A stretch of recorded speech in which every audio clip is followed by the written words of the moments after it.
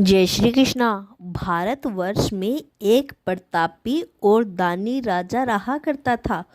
वह नृत्यक, गरीब और ब्राह्मणों की सहायता करता था। यह बात उसकी रानी को अच्छी नहीं लगती थी। वह न ही गरीबों को दान देती थी और न ही भगवान का पूजन करती थी और राजा को भी दान करने से मना किया करती थी।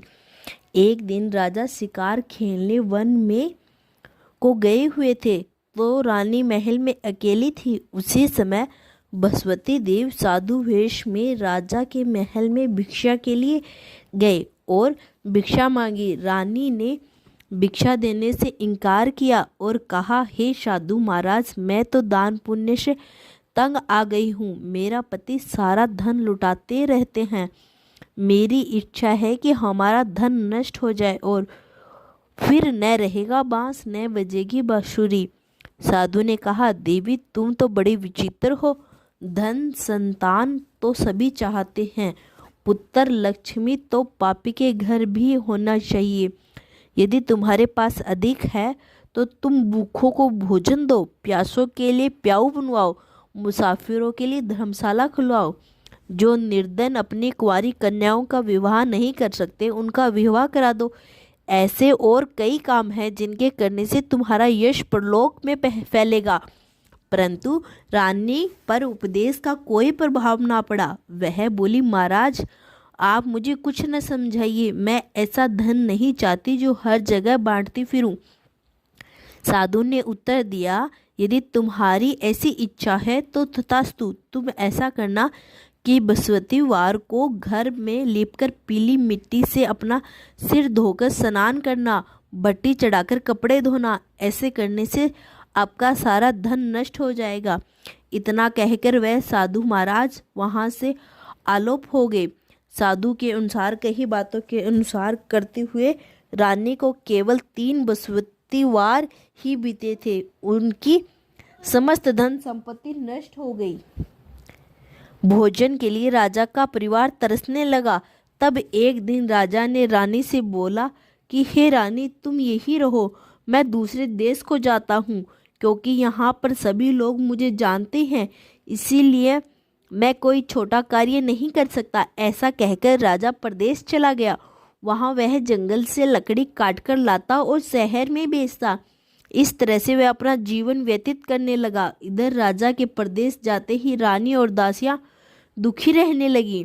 एक बार जब रानी और दासिया को 7 दिन तक बिना भोजन के रहना पड़ा तो रानी ने अपनी दासियों से कहा, हे दासी, पास ही की नगर में मेरी बहन रहती है, वह बड़ी धनवान है, तुम उसके पास जाकर कुछ ले आओ ताकि थोड़ी बहुत गुजर बसर हो सके।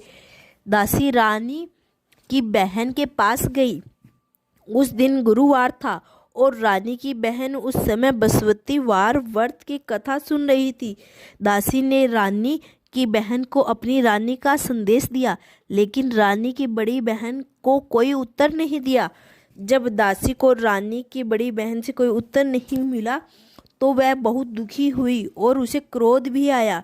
दासी ने वापस आकर रानी को सारी बात बता दी। सुनकर रानी ने अपने भाग्य को कोसा। उधर रानी की बहन ने सोचा कि मेरी बहन की दासी आई थी परंतु मैं उसे नहीं बोली, इससे वह बहुत दुखी हुई होगी। कथा सुनकर और पूजन समाप्त करके वह अपनी बहन के घर आई और कहने लगी, हे बहन, मैं बृहस्पतिवार का व्रत कर रही थी, तुम्हारी दासी मेरे घर आई थी, परंतु जब कथा होती है तब तक न तो मैं उठते हैं और न ही बोलते हैं, इसीलिए मैं नहीं बोली। कहो दासी क्यों आई थी? रानी बोली, बहन तुमसे क्या छुपाऊं, हमारे घर में खाने तक का अनाज नहीं था। ऐसा कहते कहते रानी की आंखें भर आई। उसने दासी समेत पिछले 7 दिनों तक भूखे रहने तक की बात अपनी बहन को विस्तार पूर्वक सुना दी। रानी की बहन बोली, देखो बहन, भगवान बृहस्पति देव सबकी मनोकामना पूर्ण करते हैं। देखो शायद तुम्हारे घर में अनाज रखा हो। पहले तो रानी को विश्वास नहीं हुआ, पर बहन के आग्रह करने पर उसने अपनी दासी को अंदर भेजा तो सच में अनाज के भरा एक घड़ा मिल गया। वह देखकर दासी भी बड़ी हैरान हुई।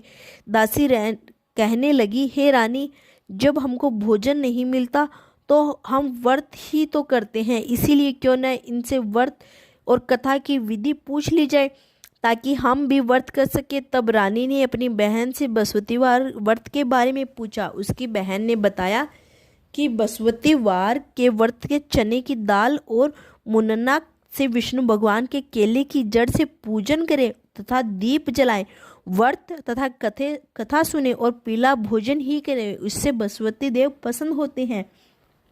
व्रत और पूजन विधि बताकर रानी की बहन अपने घर को लौट आई। 7 दिन के बाद जब गुरुवार आया तब रानी और दासी ने व्रत रखा। गुड़ साल में जाकर चना और गुड़ लेकर आई, फिर उसे केले की जड़ तथा भगवान विष्णु का पूजन किया। अब पीला भोजन कहाँ से आई? इस बात को लेकर दोनों बहुत दुखी थे, क्योंकि उन्होंने व्रत रखा था, इसीलिए बसवती देव उनसे प्रसन्न थे। इसीलिए वे एक साधारण व्यक्ति का रूप धारण करके 2 थालों में सुंदर पीला भोजन दासी को दे गए। भोजन पाकर दासी पसंद हुई और फिर रानी के साथ चल मिलकर भोजन ग्रहण किया। उसके बाद वे सभी गुरुवार के व्रत को पूजन करने लगी। बसवती भगवान की कृपा से उनके पास फिर से धन संपत्ति आ गई, परंतु रानी फिर से पहले की तरह आलस्य करने लगी। तब दासी बोली, देखो रानी, तुम पहले भी इस प्रकार आलस्य करती थी। तुमने धन रखने में कष्ट होता था, इस कारण सभी धन नष्ट हो गया, और जब अब भगवान बसवती की कृपा से धन मिला है तो तुम्हें फिर से आलस्य होता है।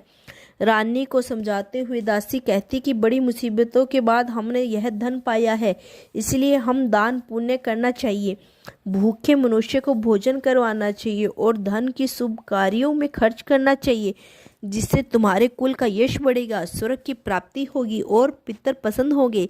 दासी की बात मानकर रानी अपना धन शुभ कार्यों में खर्च करने लगी, जिससे पूरे नगर में उसका यश फैलने लगा।